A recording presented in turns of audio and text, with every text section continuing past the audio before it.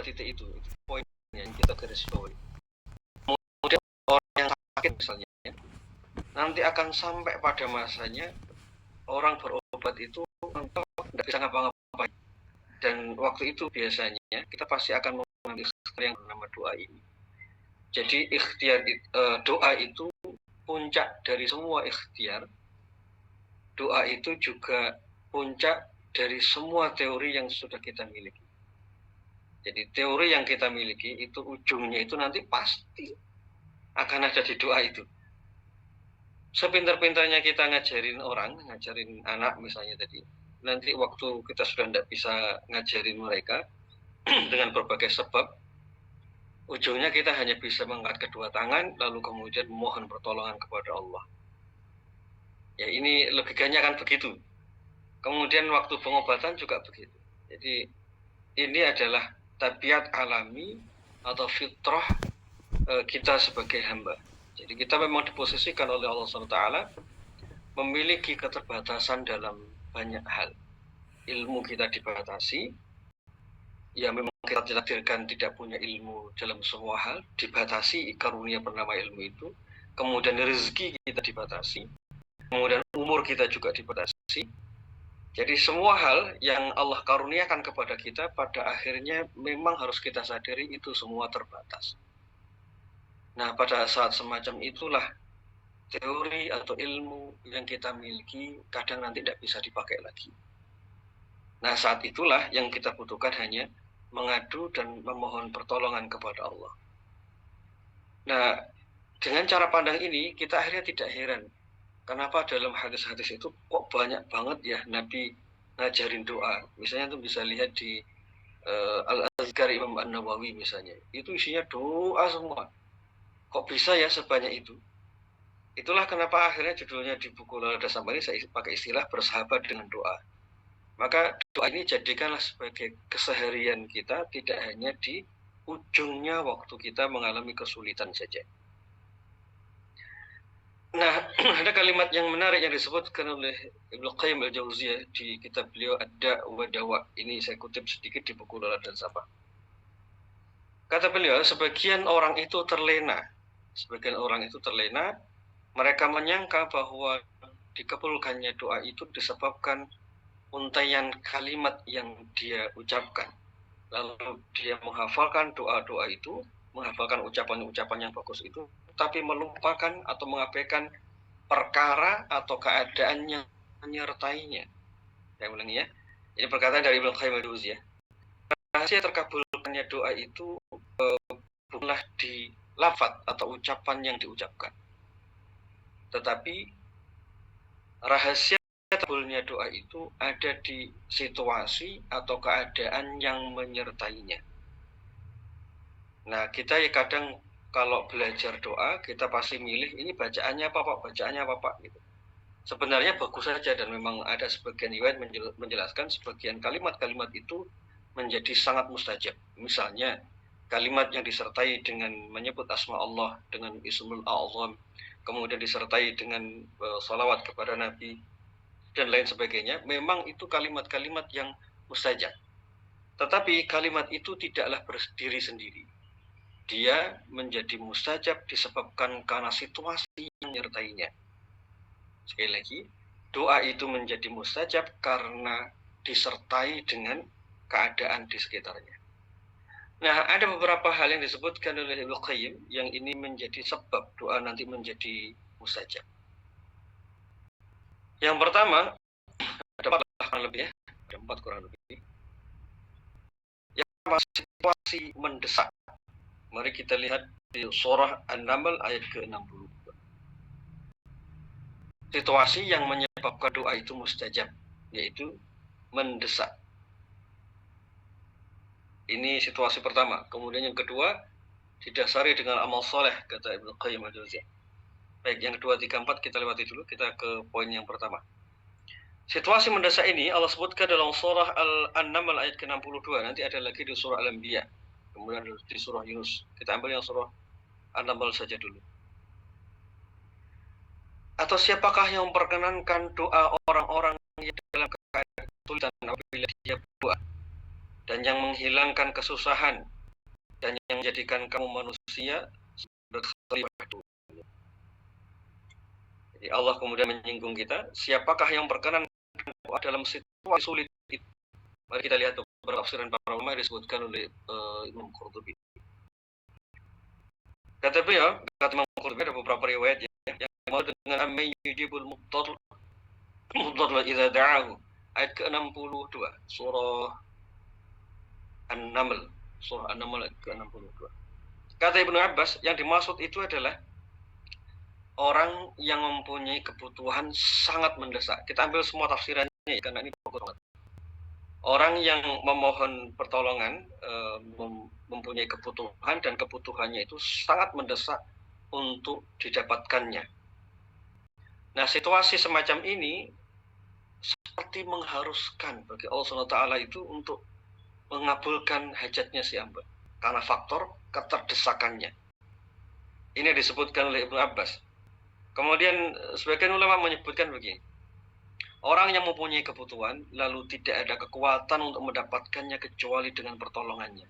Ini situasi kritis, dia tidak bisa lagi menggunakan akalnya, tidak mampu lagi menggunakan kekuatannya, ilmunya sudah tidak bisa dipakai, semua daya kekuatannya nol.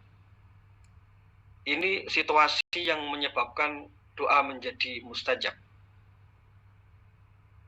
Baik, berarti kenapa Pak situasi mendesak itu dibutuhkan? Karena situasi mendesak itu menyebabkan orang menjadi ikhlas, situasi mendesak itu menyebabkan orang menjadi tawakal. PD terlalu PD, terlalu yakin, itu justru situasi kebalikannya. Mohon maaf, ini agak sedikit berbeda dengan teori afirmasi ya. Kalau teori afirmasi mungkin akan kita disuruh membangun keyakinan, terus mengulang-ulang saya bisa, atau saya akan dapat misalnya. Tapi justru sebaliknya, di ayat ini kita diajari justru kita harus masuk dalam situasi sangat terdesak. Jadi situasi sangat terdesak, tidak bisa ngapa-ngapain, itulah situasi yang justru mustajab bagi si hamba. Nah, kemudian tafsiran yang ketiga, orang yang mempunyai kebutuhan yang tidak bisa didapatkan kecuali hanya datang kepada Allah. Ini tafsiran ketiga. Mari kita renungkan ulama, saya ulangi ya, kata Ibnu Abbas tadi, situasi yang mendesak, kemudian ulama yang As-Sudi mengatakan, situasi di mana dia ilmunya, kekuatannya, daya yang dia miliki tidak bisa dipakai lagi. Yang ketiga, tidak ada harapan satupun kecuali hanya kepada Allah. Kata Al-Dhunun maksudnya adalah ayat ini, orang yang mempunyai kebutuhan yang tidak didapatkan selain hanya kepada Allah. Jadi ya betul-betul tidak ada harapan ke siapapun. Minta tolong ke orang sudah angkat tangan semua, minta tolong ke dokter angkat tangan semua, minta ada orang yang peduli pada kita, sudah ada lagi yang peduli. Satu-satunya yang dia bisa harapkan adalah hanya Allah Subhanahu wa taala. Yang pertama tadi dari Ibnu Abbas, kemudian yang kedua dari As-Suddi, kemudian yang ketiga dari Al-Dhunnun. Nah, yang keempat dari Abu Ja'far dan Utsman dan Abu Utsman. Yang dimaksud dengan ayat ini adalah orang yang bangkrut. Jadi orang yang sudah punya kekuatan sebelumnya, lalu dia bangkrut itu yang sebelumnya levelnya tinggi lalu jatuh, yang punya sesuatu lalu habis, ya kurang lebih begitulah. Nah, yang kelima, orang yang jika mengangkat tangan menghadap kepada Allah untuk berdoa, lalu hanya ketaatannya saja yang mampu menjadi wasilah. Jadi sudah tidak punya apa. Ini tafsiran yang ke-6. Jadi orang yang mengangkat kedua tangan kepada Allah, lalu yang bisa dia sebut dalam doanya itu hanya amal solehnya saja. Jadi sudah tidak punya apa-apa lagi.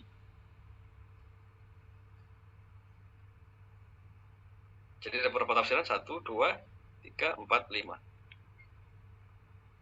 Nah, pertanyaannya, yang keempat, baik. Yang keempat dari Abu Ja'far, maksudnya adalah orang yang bangkrut. Jadi orang yang berada dalam situasi punya sesuatu sebelumnya, lalu habis semua kekuatannya. Yang dulunya tokoh, kemudian tiba-tiba terhina, misalnya. Orang yang punya sesuatu, harta, kekuasaan, ilmu, yang sebelumnya pinter, lalu tiba-tiba semua itu seperti tidak berdaya, tidak bisa dipakai lagi. Habis semua yang dia miliki. Kemudian yang terakhir, dari Sa'al bin Abdillah, yaitu orang yang mengangkat kedua tangannya kepada Allah, lalu hanya ketaatannya saja yang menjadi wasilah. Maksudnya betul-betul sudah tidak punya apa-apa gitu. Yang bisa dia harapkan Allah memberikan pertolongan. Jadi yang bisa diharapkan hanya dari amal solehnya. Inilah tafsiran dari ayat ke-62 di bagian awal. Nah, pertanyaannya kemudian, Bapak-Ibu sekalian, apakah di antara kita ada yang sesuai dari salah satu dari 5 tafsiran ini? Apakah ada di antara kita yang situasinya mirip-mirip beginilah, minta tolong karena kebutuhan yang sangat mendesak, tidak ada lagi yang bisa membantu. Terus kalau pengen punya harapannya nggak ada yang bisa, apa bahasanya, betul-betul harapannya itu nggak mungkin lagi lah ke makhluk.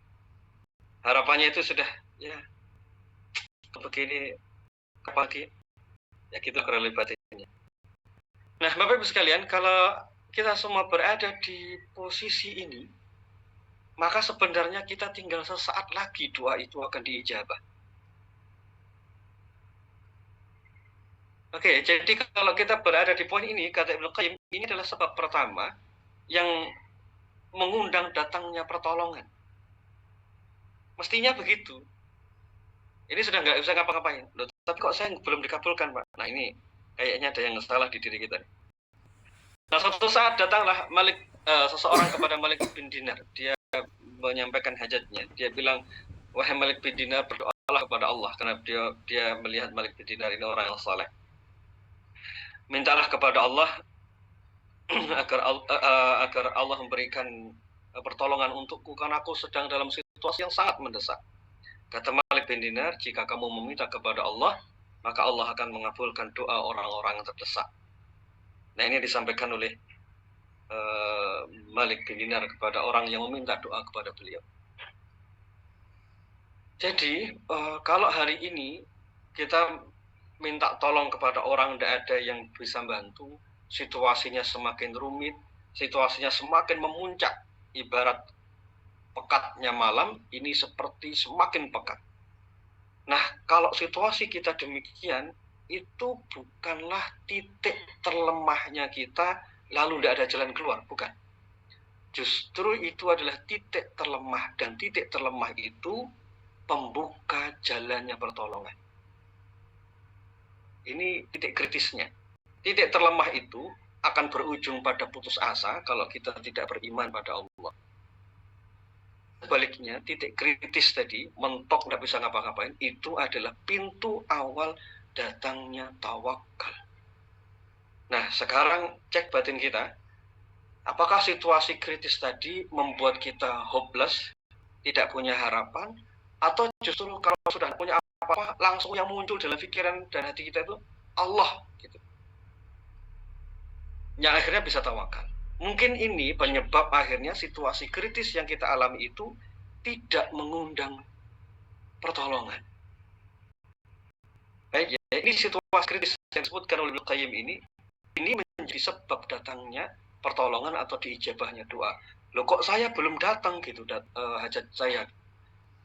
Persoalannya di situasi kritis ini ada 2 kemungkinan yang akan terjadi pada kita. Persoalannya di situ. Apakah setelah mentok itu batin langsung nyambung kepada Allah lalu berserah diri, atau justru akhirnya malah seuzon sama Allah, malah benci dengan takdir yang terjadi, sehari-hari hanya gelisah terus-menerus. Kalau itu yang terjadi, berarti kita belok arah. Apa yang harus saya lakukan? Berserah diri pada Allah. Ya Allah, saya sudah tidak bisa apa-apain, ya Allah tolonglah saya. Ya Allah, hari ini orang lain siapapun tidak ada yang mau mendengarkan saya. Ya Allah, mulai hari ini tidak ada satupun yang bisa saya gunakan untuk mencari jalan keluar. Ya Allah, harta saya sudah habis, akal saya sudah habis, ilmu saya sudah habis, orang tidak ada satupun yang peduli dengan saya. Ya Allah, tidak ada satupun tempat saya datang kecuali hanya kepadamu. Kalau begini, betul. Insya Allah tinggal tunggu beberapa saat lagi, mudah-mudahan Allah ijabah. Tapi kalau batin kita kemudian, ya Allah, kapan lagi engkau tolong, ya Allah, saya kan sudah banyak berdoa, ya Allah, ini orang lain. Jadi fokusnya hati itu ke kesedihan terus. menerus. Bedakan orang yang berada dalam situasi tawakal itu harapannya penuh kepada Allah, batinnya itu tenang dengan Allah. Sedangkan orang yang berputus asa itu dia gelisah dan tidak melihat datangnya pertolongan. Nah, sekarang ayo kita cek, kita sesuaikan batin kita dengan penjelasan ini. Kalau batin kita sesuai dengan penjelasan ini, mudah-mudahan kita termasuk yang disebutkan oleh Ibnu Qayyim. Tunggu waktu sejenak, ahlan wa sahlan, insyaallah sebentar lagi akan diijabah. Amin ya rabbal alamin. Tawakal itu menyerahkan urusan kepada Allah, bukan hopeless. Saya tanya, pasrahnya kita ini pasrah yang hopeless, tidak punya harapan, atau berserah diri? Bisa bedakan?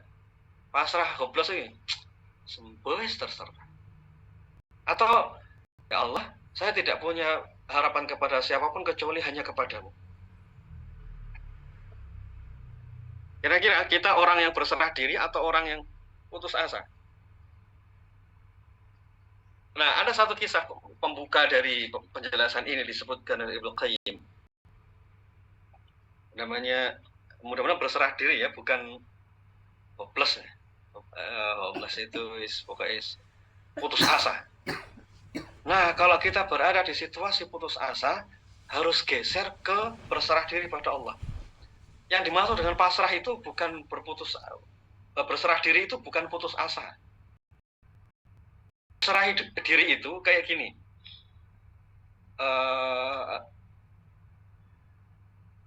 Menyerahkan urusannya kepada Allah. Makanya Nabi kemudian mengajarkan doa, Allahumma rahmataka arju fala takilni ila nafsi tarfata ainin. Ya Allah, hanya rahmatmu yang aku harapkan, dan jangan kau serahkan urusanku kepada diriku sendiri. Jadi merasa semua kekuatan itu hanya milik Allah, lalu gantungkan harapannya itu kepada Allah. Kalau putus asa, dia tidak punya harapan ke siapapun, bahkan dia juga tidak berharap kepada Allah. Putus asa itu ada keadaan yang tidak bisa dia selesaikan, pikirannya fokus ke keadaan itu, dan dia sama sekali tidak melihat Allah sebagai pihak yang bisa memberikan jalan keluar. Sedangkan tawakal itu, dia melihat Allah itu satu-satunya yang bisa nolong. Oke, clear ya duduk perkaranya ya. Putus asa itu, dia tidak melihat satupun pihak bisa menolong dirinya, lalu dia pasrah. Sedangkan tawakal itu, dia melihat hanya ada satu-satunya pihak yang bisa nolong dia, yaitu Allah. Baik, bisa bedakan duduk perkaranya. Nah, kisah ini disebutkan oleh Ibnu Qayyim al-Jauziyah di Ad-Da'wa Dawa. Ada salah satu orang soleh bernama Abu Mi'laq. Jadi suatu saat sedang naik kendaraannya ke atau apa gitu, beliau kemudian dihadang oleh pembegal. Nah, kemudian dia meminta kepada pembegal itu satu syarat saja. Karena dia tidak bisa ngapa-ngapain, tidak bisa melawan si pembegal ini, dia kemudian bilang, izinkan aku sholat 4 rakaat. Setelah itu silahkan kau mau ngapain saja. Lalu kemudian laki-laki soleh ini, dia sholat 2 rakaat, lalu kemudian sholat 2 rakaat lagi, lalu kemudian beliau berdoa dengan doa yang agak panjang. Nanti mungkin bisa saya share insya Allah, mudah-mudahan di grup. Fokus banget doa beliau. Nah, ketika beliau sujud berdoa itu, di tengah doanya, tiba-tiba beliau melihat ada laki-laki berkuda membawa tombak. Kemudian sesaat setelah itu, tiba-tiba laki-laki berkuda itu melemparkan tombaknya dan terkenalah ke pembegal tadi. Meninggallah si pembegal tadi. Terjadi dialog antara Abu Mi'laq dengan laki-laki yang berkuda membawa tombak tadi. Akhirnya diceritakan bahwa orang ini, laki-laki berkuda tadi adalah malaikat yang dia mendengar doa dari Abu Mi'laq ini, kemudian Allah perintahkan dia untuk menolongnya.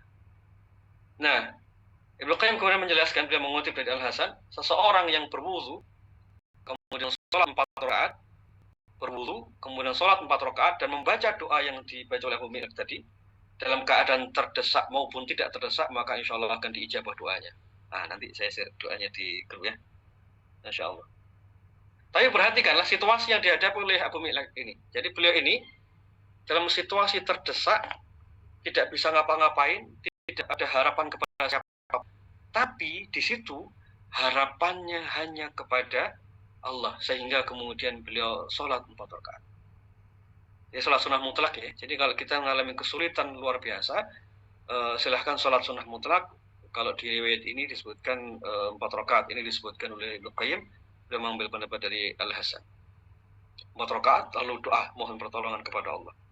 Nah, bedanya antara putus asa dan tawakal itu, sekali lagi, putus asa itu mata batin tertutup, tidak bisa melihat pertolongan siapapun. Sholatnya dua-dua, sholat sunnah mutlak dua-dua. 2 salam, lalu setelah itu doa. Nah, sedangkan tawakal itu, dia sudah tidak membutuhkan siapapun, yang memang tidak bisa berharap. Satu-satunya yang dia lihat dalam batinnya, itu hanya Allah Subhanahu wa Ta'ala.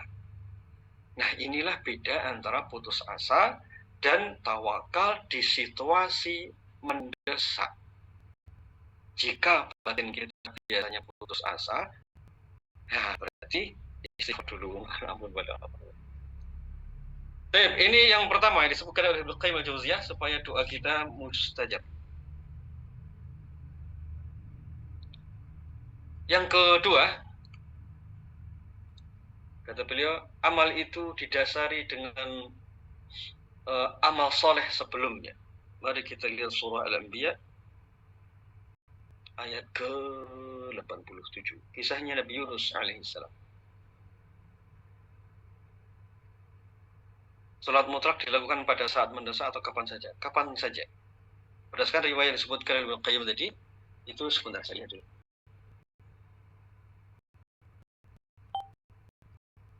Berdoa dikabulkan baik dia sedang tertimpa bencana maupun tidak. Ya, di situasi mendesak maupun tidak mendesak.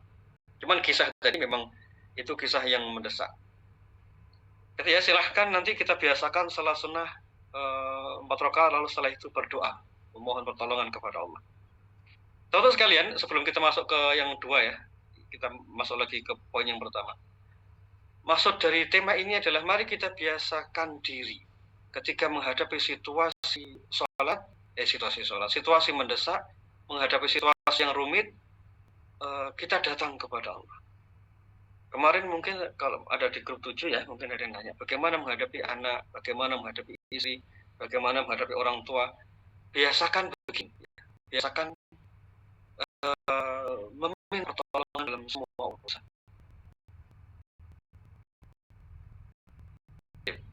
Sekarang kita masuk ke yang kedua yang disebutkan oleh Ibnu Qayyim. Nama salatnya bisa itu salat mutlak biasa ya. Salat mutlak itu salat bebas, tidak ada batasan waktu.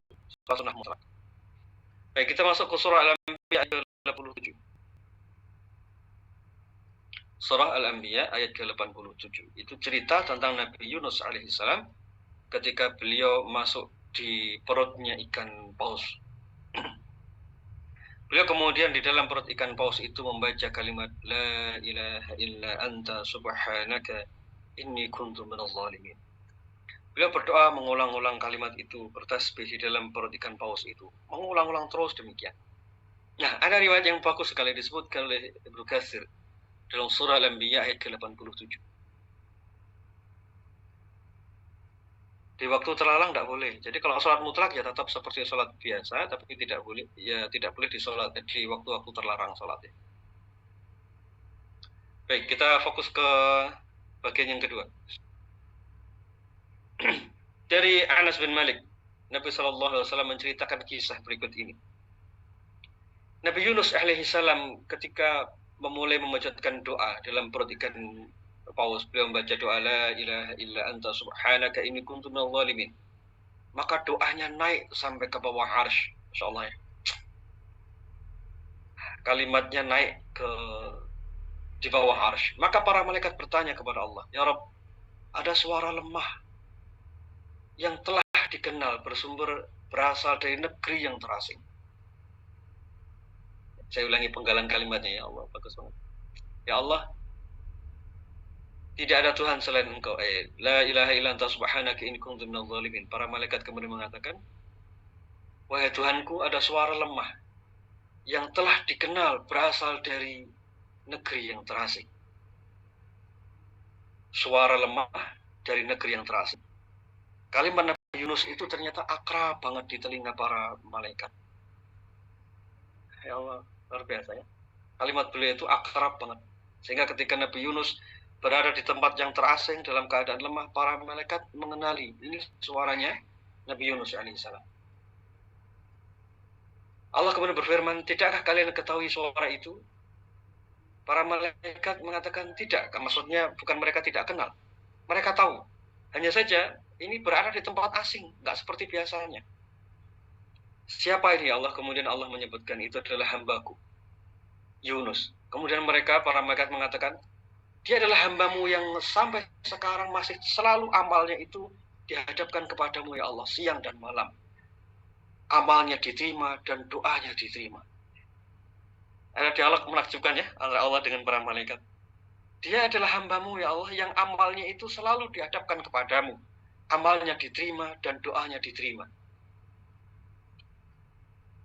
Lalu para malaikat kemudian mengatakan, wahai Rabb kami, tidakkah engkau merahmatinya berkat amalnya yang telah dikerjakan di masa senangnya? Saya ulangi, tidakkah engkau merahmatinya berkat amal yang dikerjakannya di masa senangnya? Maka ya Allah, selamatkanlah dia dari ujian itu. Jadi rupanya para malaikatlah yang telah memberikan syafaat kepada Nabi Yunus alaihissalam. Kalimat yang serupa ini, dengan ini ada juga di penjelasannya Imam Qurtubi. Jadi malaikat itu memberikan syafaat kepada Nabi Yunus alaihissalam. Nah, pertanyaannya, ini kan Nabi Yunus akrab banget tuh dengan malaikat ya, sampai suaranya saja nggak asing gitu. Terus malaikat ini hafal banget kalau amalnya Nabi Yunus itu tidak pernah ketolak gitu.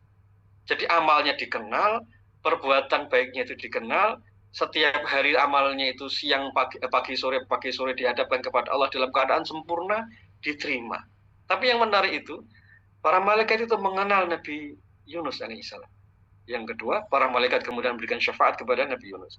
Nah, pertanyaannya, kita ini akrab dengan malaikat atau enggak ya?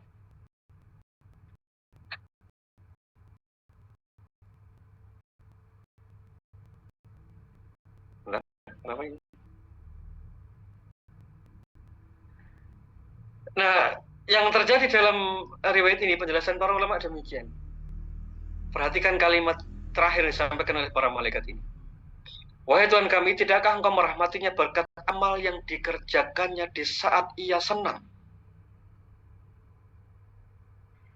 Dikerjakan waktu senang. Jadi penyebab akhirnya Nabi Yunus ini dikenal oleh para malaikat itu adalah di masa lapangnya amal solehnya banyak. Di masa lapangnya itu doanya selalu diulang-ulang. Di masa lapangnya itu lisannya, hatinya penuh dengan doa kepada Allah. Sehingga di masa sulitnya ketika beliau berdoa, suara ini sudah tidak asing lagi gitu. Jadi rahasianya ternyata adalah kenapa para malaikat itu akhirnya mengenal di masa sulitnya Nabi Yunus, karena di masa lapangnya itu Nabi Yunus biasa kepada Allah dan halnya disempurnakan. Jadi kalau kita ingin akrab dengan para malaikat, sehingga mereka mengingat kita waktu kita dalam situasi rumit, caranya adalah waktu kita dalam keadaan lapang, banyakin doa, banyakin ingat kepada Allah.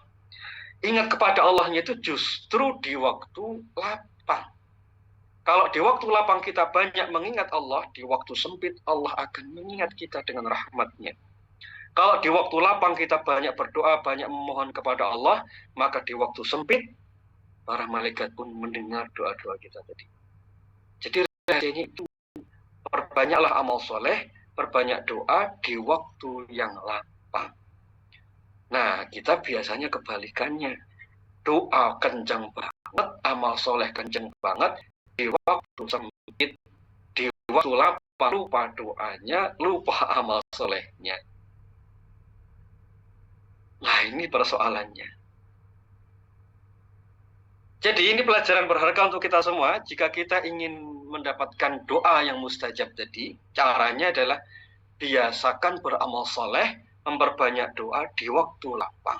Nah, sekarang yang belum mendapatkan pertolongan, diingat-ingat dulu waktu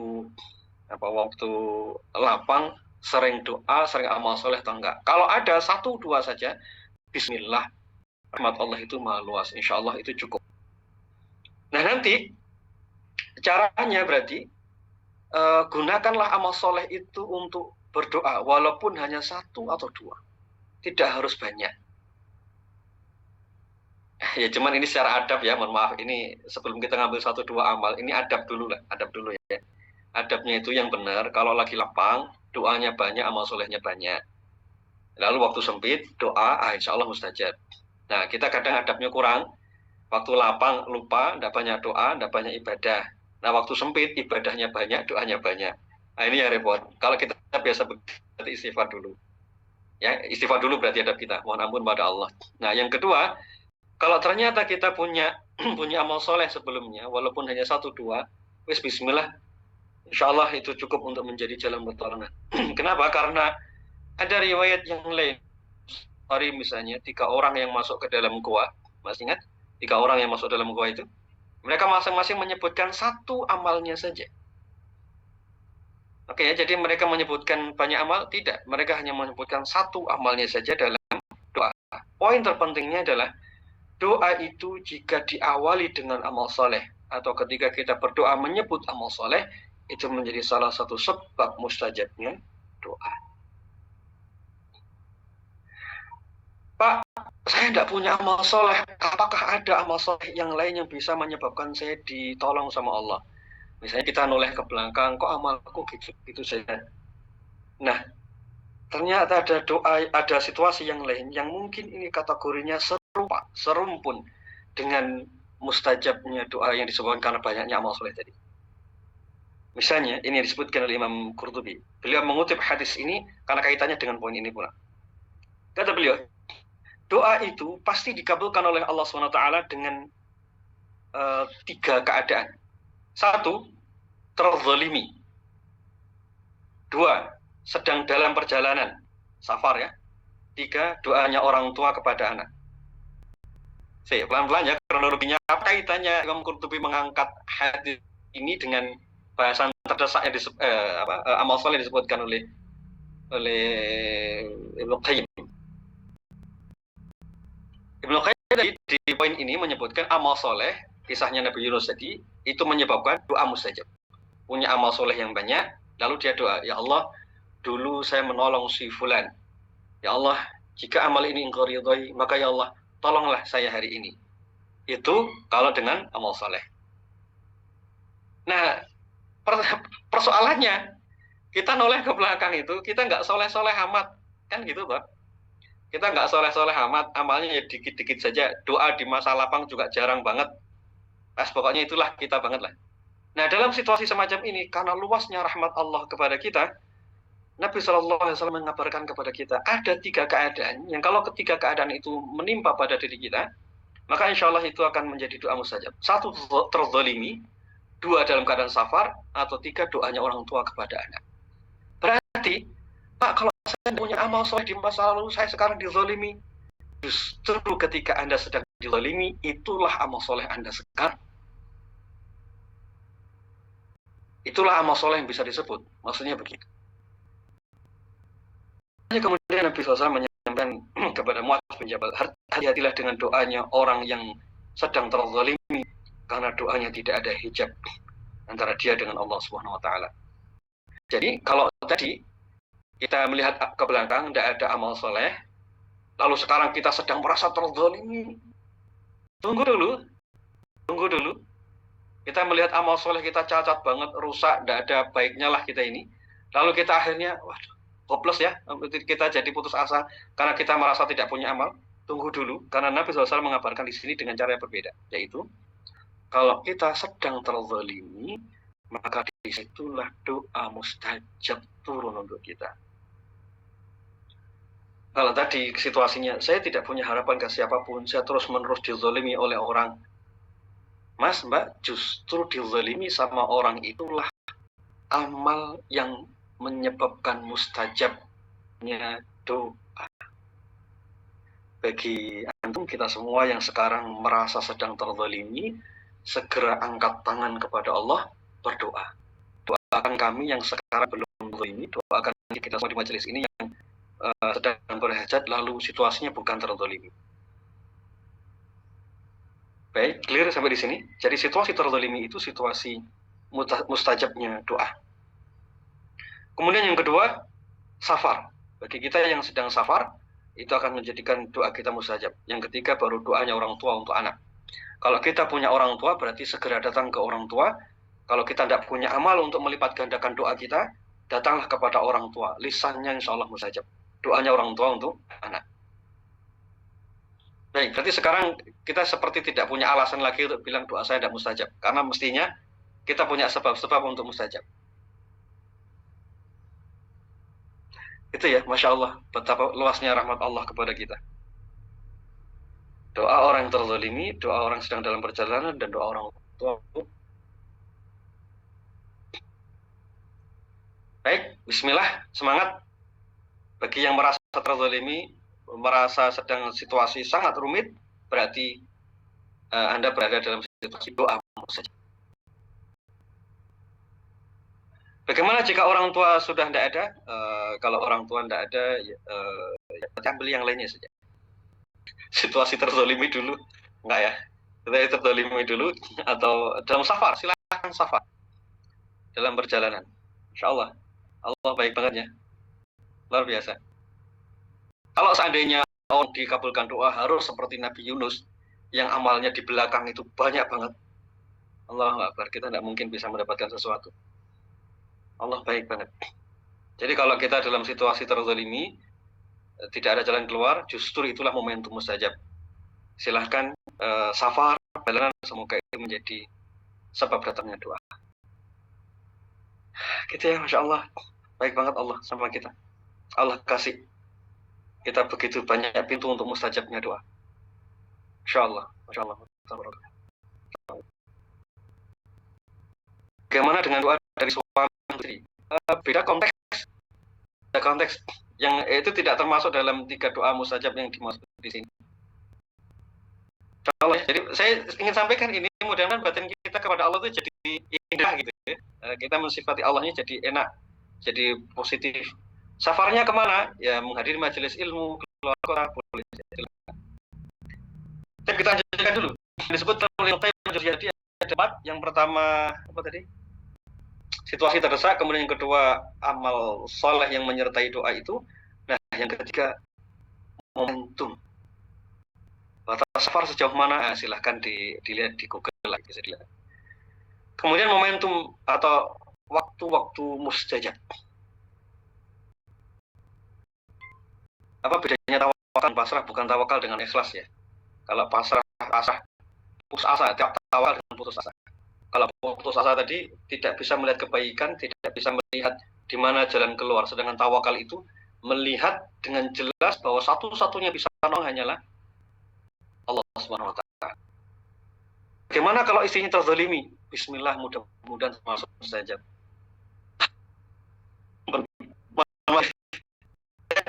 Saya tidak bisa menjelaskan pilihannya bagaimana kalau suami zalimi istri. Ini repotnya itu kalau suami merasa dizalimi istri, kalau istri merasa dizalimi suami. Nah, ini repot nanti. Intinya ini kalimat yang zalimi itu ya memang secara fikih lihat bahwa dia sudah dizalimi. Istri tidak dinafkahi berbulan-bulan, bertahun-tahun, ya itu berarti dizalimi, betul ya. Baik, kita lanjut yang ketiga dulu ya. Yang ketiga adalah momentum atau waktu mustajab. Nah, teman-teman sekalian, sekali lagi kita lihat betapa baiknya Allah, Rahman Maha Rahim kepada kita. Allahu Akbar. Allah melihat betul bahwa kita ini mungkin tidak terzalimi situasinya. Mungkin juga tidak memungkinkan kita untuk safar karena beratnya safar harus mengeluarkan biaya yang banyak. Mungkin Allah juga Maha tahu bahwa kita ini di masa lalu tidak punya amal yang banyak menyertai doa-doa kita.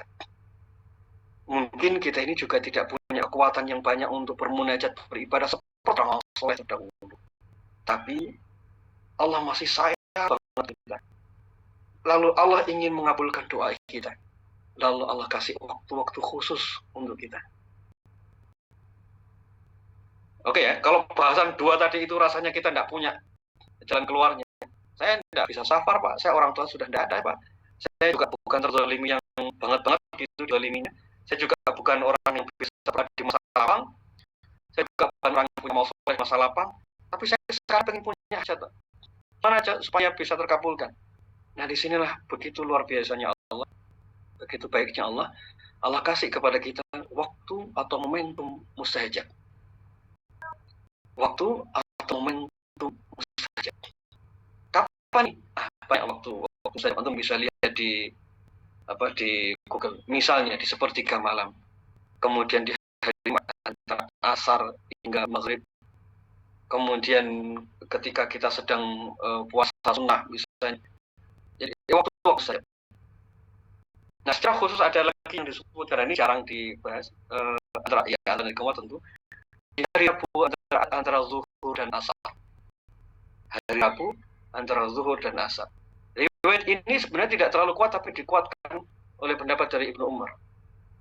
Hari Rabu, zuhur sampai asar. Itu salah satu waktu mustajab.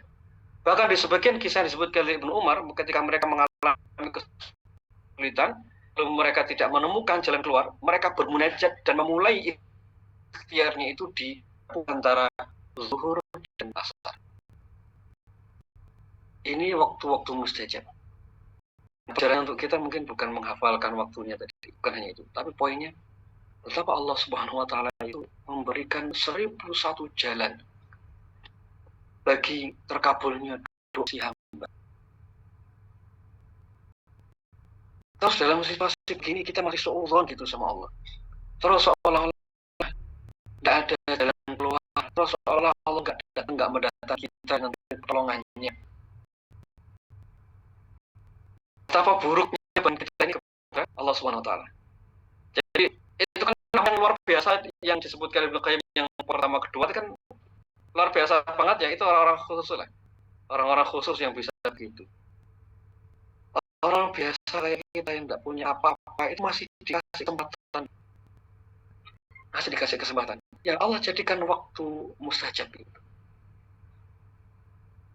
Ayo kita datang kepada Allah di waktu mustajab. Mudah-mudahan Allah kabulkan. Nah, poin yang keempat. Ya, baik. Sebelum poin yang keempat, poin terpenting di yang bagian yang ketiga ini, terpentingnya adalah ayo terus-menerus punya harapan pada Allah Subhanahu wa taala. Begitu baik Allah kepada kita. Ya, begitu baiknya Allah kepada kita. Karena sebab ini supaya kita seutuh sama Allah. Kalau kita sedang di dalam itu. Nah, kalau yang keempat, baik kita masuk poin yang keempat. Poin yang keempat adalah disertai dengan hati yang tunduk kepada Allah.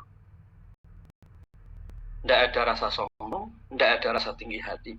Tunduk kepada Allah. Tunduk itu ya, pokoknya terserah Allah nanti ngabulkan kayak apa. Terserah Allah, pokoknya pasrah kepada Allah, minta tolong kepada Allah.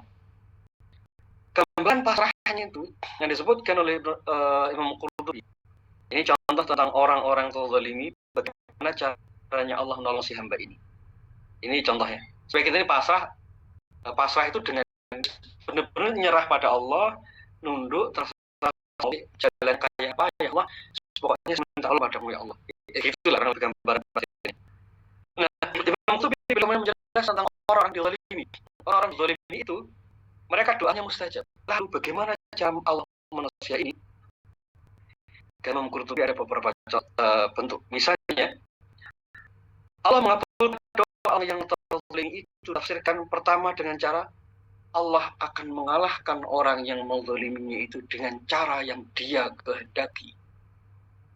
Sekali lagi, Allah mengalahkan orang yang menzalimi itu dengan cara yang dia kehendaki, bukan dengan cara yang kita kehendaki. Jadi maknanya kita tunduk pasrah kepada Allah. Waktu kita memohon pertolongan, ya sudah nanti untuk pertolongannya kayak apa, itu terserah Allah. Kita tidak masuk di situ. Karena kalau kita berdoa, berhajat, lalu ego kita terlalu dominan masuk di situ, nanti dikabulkan dengan cara yang berbeda, terus akhirnya jadi tidak real tuh. Kemudian yang kedua, adanya hukum qisos. Jadi diperlakukannya hukum qisos itu termasuk dari salah satu bentuk pertolongan Allah. Nah yang ketiga nih yang bagus. Gencar mengadakan orang yang zalim yang lain yang menzalimi dirinya. Yang menzalimi. Jadi orang yang zalim menzalimi kita. Lalu kita doa, ya Allah tolonglah aku dari si fulan ini. Maunya kita itu si fulan datang ke kita, lalu nunduk kita, kan gitu maunya kita. Tapi Allah mengabulkan dan tiga jenis pengabulan doa untuk orang yang zalim ini. Misalnya, Allah akan melahkan orang yang menzalimi tadi dengan cara yang dia kehendaki. Tidak tahu kita bagaimana caranya, terserah. Pokoknya Allah yang mengabulkan sesuai dengan kehendaknya Allah, bukan kehendak kita. Ini serah-serah pasrah sama Allah. Yang kedua, Allah berlakukan hukum qisos. Orang ini akhirnya masuk penjara, misalnya kalau dalam hukum Islam ada qisos. Jadi dia menerima konsekuensi dari kezalimannya. Poinnya bagi kita, kalau kita sudah berdoa kepada Allah, lalu orang yang menzalimi tadi masuk penjara atau menerima konsekuensi dari kezalimannya, itulah salah satu bentuk pertolongan Allah kepada kita. Yang ketiga, dan Allah menghadirkan orang yang zalim, jadi orang yang jahat itu kan harus dikalahkan oleh orang jahat lain. Tidak harus yang mengalahkan itu orang yang saleh. Jadi orang yang zalim itu dia dihancurkan oleh orang yang zalim lainnya. Nah ini cara Allah SWT menolong si hamba tadi. Jadi maksudnya di poin keempat yang disebutkan oleh Ibnu Qayyim tadi, perasaan tunduk. Jadi datanglah kita kepada Allah, menyerah. Kalau kita ini memang tidak bisa mengatasi urusan kita, datanglah menyerah dalam keadaan pasrah, berserah diri, tawakal kepada Allah, lalu serahkan bagaimana bentuknya. Maksudnya untuk pertolongan nanti. Jangan memberikan jangan terlalu dominan kita dalam doa tadi. Pokoknya ini Allah harus berserah diri kepada Allah. Kita hanya mengharap rahmatnya. Nah itulah mungkin konklusi di salah satu doa yang diajarkan oleh Nabi tadi. Allahumma rahmataka arju fala takilni ila nafsi tarfata ainin. Ya Allah, hanya rahmatmu yang mengharapkan. Kejadiannya habis, kita pengennya habis maunya kita. Nabi tadi mengajarkan dengan kalimat yang berbeda. Allahumma rahmataka arju. Allah hanya rahmatmu yang kuharapkan. Ya Allah, masalahnya itu ini. Terus yang penting ya Allah, saya tolong dirahmati ya Allah. Bentuknya apa terserah Allah. Dan supaya kita bisa menunduk semacam ini, kalau tadinya kita adalah para pendosa, banyak kesalahan, maka untuk tunduk kepada Allah, awalilah taubat, mohon ampun kepada Allah terlebih dahulu. Karena kalau batin kita, keseharian kita penuh dengan dosa kepada Allah, itu berarti kita belum tunduk kepada Allah.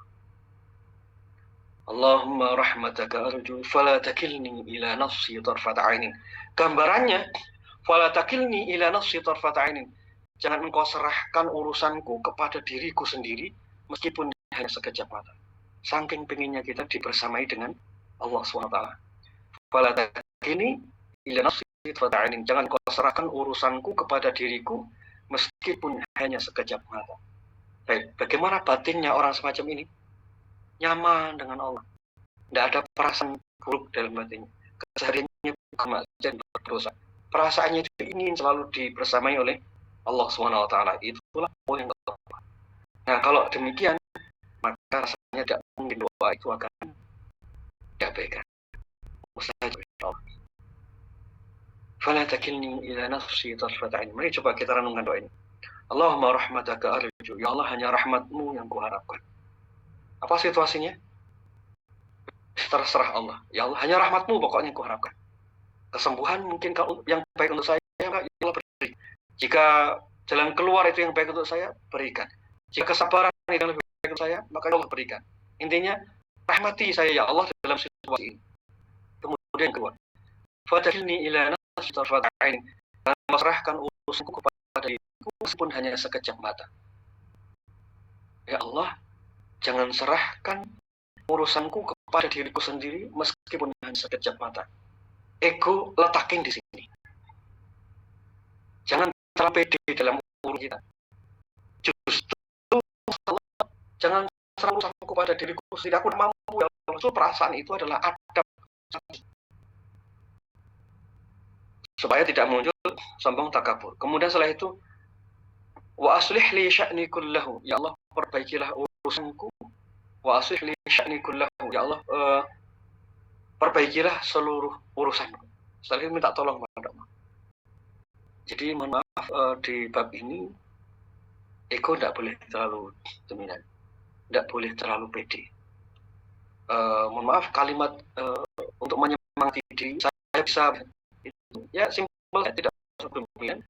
Letakkan, munculkan, ya Allah, saya tidak bisa. Jangan serahkan urusanku ini kepada diriku sendiri ya Allah, meskipun hanya sekejap mata. Gitu ya, jadi hilangkan, nolkan diri kita, betul-betul rendahkan, betul-betul nol, lalu isi hati dan pikiran kita ini hanya Allah. Pak ini dibaca sujud boleh.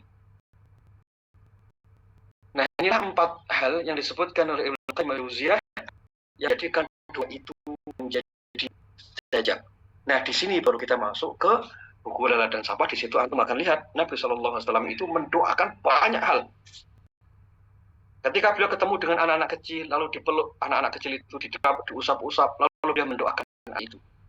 Lalu ketika beliau melihat seseorang yang baik, didoakan orang itu. Melihat makanan, beliau doakan itu. Dan banyak lagi. Jadi itulah doa-doa yang disampaikan Nabi SAW. Begitu banyak variasinya. Situasinya kenapa doa itu dilakukan? Ya, karena kalimat tadi. Sebenarnya yang bisa menyelesaikan semua urusan itu adalah Allah Subhanahu wa Ta'ala. Ini ada penting supaya doa menjadi mustajab. Semoga ini menjadi renungan untuk kita semua. Yang singkat ini, semoga Allah berikan kemudahan untuk kita mengamalkannya. Saya bisa kembalikan ke Nabi Adi. Alhamdulillah. Mudah-mudahan kita bisa melihat masalah dengan sudut pandang yang tepat ya. Meskipun kadangkala tidak nyaman di dalam jiwa, ya paling enggak kita bisa bersikap dengan baik. Baik, alhamdulillah karena waktu memang sudah di penghujung 6:31. Mudah-mudahan kita insya Allah akan bertemu lagi di hari Selasa ya. Mudah-mudahan saatnya bisa. Kita hari Selasa di jam yang sama, jam 6.30 sampai jam 5.30 sampai jam 6.30. Baik. Mengulang bahwasanya info terkait dengan agenda KRM. Buat teman-teman yang sudah merencanakan umroh tahun ini, silahkan umroh bersama KRM. Ustaz, mudah-mudahan Allah mudahkan kita semuanya dipanggil ke tanah suci. Insya Allah di bulan November ada 12 hari. Pesawatnya pakai Garuda, pakai kereta cepat. Hotelnya ada 2 jenis. Silahkan buat teman-teman yang mau pakai hotel yang dekat dengan pelataran Masjidil Haram, ada di paket Gold. Kemudian yang sedikit agak berbeda ada di paket Silver. Jadi buat teman-teman yang mau mengagendakan sudah agenda umroh tahun ini, mudah-mudahan semuanya diharapkan oleh Allah sehingga kita nanti berada di tanah suci dengan kondisi yang ideal insya Allah. Baik, buat teman-teman semuanya, kita sudah di ujung ini. Mudah-mudahan aktivitas hari ini mudah Allah Subhanahu wa Ta'ala sehingga yang sudah kita rencanakan di akhir pekan ini, khususnya hari Sabtu, ini menjadi sarana-sarana kebaikan, akan nanti menjadi sarana ibadah buat kita semuanya insya Allah. Jadi dengan membaca Faratul Masjid, alhamdulillah, astagfirullahaladzim, astagfirullahaladzim, astagfirullahaladzim, subhanakallahumma wa bihamdika, asyhadu an la ilaha illa anta, astaghfiruka wa atubu ilaik. Recording stop. Assalamualaikum warahmatullahi wabarakatuh. Waalaikumsalam warahmatullahi wabarakatuh. Bulan